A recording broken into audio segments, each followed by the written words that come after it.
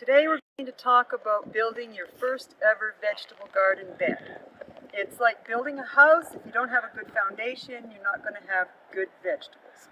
Okay, so the first thing is, where are you going to build it? It should be north to south so that you get the benefit of the sun. We don't have a lot of sun up here. Well, we do have a lot of sun, but you want to have it all day long because we don't have a long growing season. Now, if you're going to start on a lawn, if that's where you're going to have to build your bed on top of grass, dig it up down to about 8 inches, cut your sods up and cut them into pieces, flip them over and leave them in the hole. Or you can take them out, it's up to you. But I would just leave them in the hole and they can be the basis, but make sure you flip them upside down. Okay? You want 3 characteristics of soil. There's composition, which is going to be clay, it could be sandy, it could be loamy. Loamy is what you want. Clay is very dense. I think we talked about this once before, I'm not sure. But if you have dense soil, it doesn't drain well and it doesn't provide very good aeration. You need that. It should be a sticky ball, or it is a sticky ball. When it's squeezed, it doesn't release. Sandy, everybody knows what sandy soil looks like. It's got large particles. Obviously, it does not retain water. As the water flows through, all your yummies, your nutrients go too. Okay? And it doesn't hold its shape when you squeeze it. It just falls apart. Loamy is a combination of clay and sand, plus organic material. We're going to get into that in a minute. It molds into a ball when squeezed, but it also crumbles easily. And it should smell good. Okay? Now the next thing we're going to talk about is pH. Your soil is acid or alkaline. Your plants, like most vegetables, like between 6 and 7. Excuse me here. On your pH tester. Now the soil in here, we've been just sticking this in, is between 6 and 7. It's about 6.5. That's a really good thing. Now, you don't have to run out and buy one of these, all right, although they're not expensive. But how to build up your soil, and I'll talk to you in a few minutes about what happens when you don't have the right nutrients and whatnot in your soil. How do you tell that? You can tell by your plants, they'll tell you. So you're going to build up your soil. In Tumbler Ridge, if you've dug up your lawn, there's probably a lot of rock underneath it. At least in my area of town, there was a ton of rock underneath it. You've got to put in some kind of soil amendment, and you're probably going to have to go out and buy dirt. And I think I've said before, you can either get it at Ridge Norman in Dawson Creek, or the gentleman in Chetwynd has good soil also. We have a pile over there. That's from Ridge. It's not cheap, but it's worth it to get a good base. Okay, you can probably, I think, take your pickup in and get a load of soil too, or even buy it by the bag and put it down on top of your turned over grass. Okay, now you're going to build up your soil every year. It's not just a one-off. Every year you got to keep adding and adding and adding to get the nutrients, because the plants are going to eat everything that's in there. Here we have horse manure. Local horse manure. Probably some donkey in there too. But it has to be old. Do not get fresh manure because it'll burn your plants.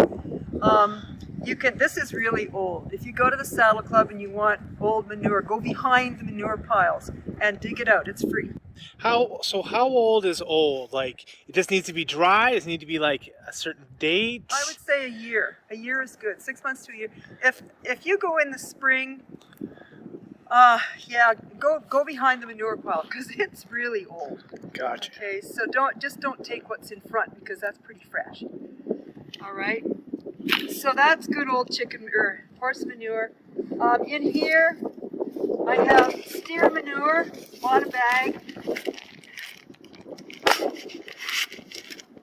This is the best. Just look at this. This is just the best manure you can ever find. I mean, it doesn't feel like manure. It doesn't even look like manure. But that's steer manure. It just looks sort of like looks like earth. Yeah. loamy soil. Yeah. So these are just options. I wonder what the pH of that is. It says it's alkaline. Okay. So that's not good. I mean, it is good because you could put it into your bed, but you wouldn't want to just plant in manure, steer manure. This is compost. Okay. You have, and this is, all this is out of my compost at home. It's old vegetable scraps, eggshells, everything goes into my compost. Okay. And it sits there and gets turned. In our house, it gets turned once a year, I have to admit. We'll be talking about it more. We have a 3-bed operating compost system over there, and we'll talk about how that works later on in the season. This is the best that you're going to get. How long would it take from if you started a compost today, how long would it take to get that? Like a year, No, 6 months? If you were diligent, you could probably have it in about 6 weeks. Okay, but the key word is diligent. So you have to turn it, you have to wet it, you have to add to it. It's a mixture of brown, green materials. So it's a whole new operation.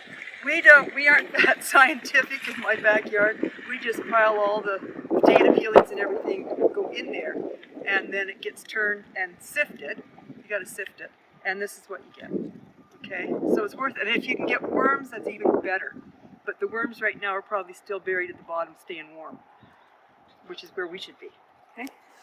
So next we have, this is sphagnum moss, and unfortunately it was in my shed and it's dry. So it's like peat moss. Peat moss is another thing you can add as a soil amendment. Okay. So I put this when I'm planting my pots. I put peat moss in the bottom of all my pots, and I put straw in the bottom of my pots too, mainly because my pots are so deep and I don't want to put that much soil in there because it's too expensive, so I build it all up from the bottom. Peat moss is good. Okay. So we've got the bed dug, and it's going to be our, what did I say, at least 8 inches deep. Okay, now, what to put in it? We can put leaves in it, the mulch, that's going to help maintain and hold the moisture. We can put straw in it. Took this away from the donkey, so you better appreciate it. You can put old hay in it. And I say old hay, this is grass hay, because anything with a seed head on it is going to grow oats or whatever the seed head is. Okay, these are just soil amendments that you can put into your bed and start building it up. When you say into your bed, you mean like in with the soil at the same time? Yep, Okay. Yep. I mean, you're not going to put that whole thing in there. But It's spread it out, yeah. absolutely. And then throughout the year, you can be adding some of this stuff. You can add manure. You can add some leaves. At the end of the year, you'll dig your bed and you put all this stuff on it. Okay, and let it rot in. So that's going to give you the good soil. The best time to build up is in the fall. And at that time, you can use fresh manure because there's nothing to burn. Okay, so you can go up there and you can just get buckets of it, spread it all over your bed. And I'm talking about Tumbler Ridge. Not everybody's got access to horse manure. You know, like I said, steer manure is the best. Sheep manure is excellent as well. I think you can probably buy it at the Canadian Tire. I don't know where you can buy it up here, but I got that. I got that from Dean. He's got steer manure. So, okay. So what are we doing? Okay, the pH we talked about for vegetables is 6.0 to 7. Now, okay, if it's too acidy, okay, that's on the other side of 7, then your nutrients are going to wash out. Nutrients being magnesium, potassium, calcium, that's all in your soil. It's going to wash out. It's going to break down, or it's going to inhibit the breakdown of all the stuff that you've just put in there to fix up your soil, to add to your soil. And it's going to invite disease, and it's going to discourage earthworms. They don't want to live in acid any more than we do. So you want to make sure your soil is good. If it's too alkaline, okay, it keeps the trace elements locked up in the soil, It deters the production of humus, not hummus, humus, okay? And it can build up chemical salts, so it can become toxic, okay? To raise it, you add lime and organic matter, if you're raising it up from alkaline or acidic. A green cover crop. Now, we don't seem to have anything coming up right now. We use this as a potato bed. This is at the community garden. And we usually plant fall rye. And it grows up in the spring, and then we cut it off, and then we till it under. Okay?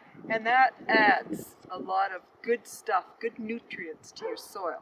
So you can do that. We've talked about, or maybe we haven't talked about, you can also get, here, this is Miracle Grow. This is a chemical fertilizer. All right, most people have it. You just mix it in water and pour it in. The thing is, it is chemical. The next thing is that you're going to have to redo it like a lot because it just washes right out. Okay, so it's not, and I'm not saying it's a bad thing. I'm just saying that everybody, some people use this. I use this on some of my potted plants at home. Okay, but up here we're all organic, so meaning no chemical fertilizers. Fertility, what? Nitrogen, phosphorus, and potash. And that's what, I don't know if this has it on here. You'll see numbers written on your chemical bag. Oh, this one says 24, 8, 16. Okay, so that means it's high in nitrogen. Nitrogen's your first number, and then phosphorus is your second number, and potash is your third number. Okay, so, and it's always in that order on chemical fertilizers. It never changes, all right? And you can get lots of information online about chemical fertilizers and what they do, and like some roses like them a little bit higher, and beans like this, and peas like that, so you're going to have to Google that. Nitrogen, what's nitrogen for? It's for plant protein formation, okay? It's for stronger foliar growth, so more green stuff. And if you've got yellow leaves, if your plants are turning yellow, it's a sign of a nitrogen deficiency. Right? Now, phosphorus gives you your root development and some disease resistance. We'll talk about diseases and how to, alleviate them later on. Plants are stunted, okay, if they're low in phosphorus, and the leaves will be reddish or brownish. Okay. Potash is growth and disease resistance, and browning leaves and retarded growth if you don't have enough potash in your soil. Okay, you also need calcium, magnesium, and sulfur. You'll get all that in your combination of manures and fine stuff. I can't think what else to tell you except figure out what you're going to plant. We talked about that last week, and build your bed accordingly.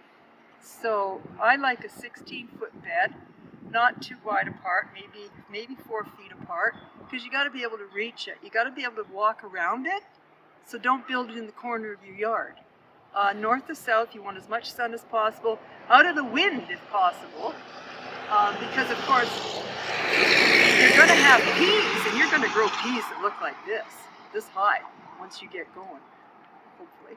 And you don't want them being all knocked over with the wind and whatnot. So pick your site carefully, dig your lawn up, chop it up, turn it over, and start with your soil amendments.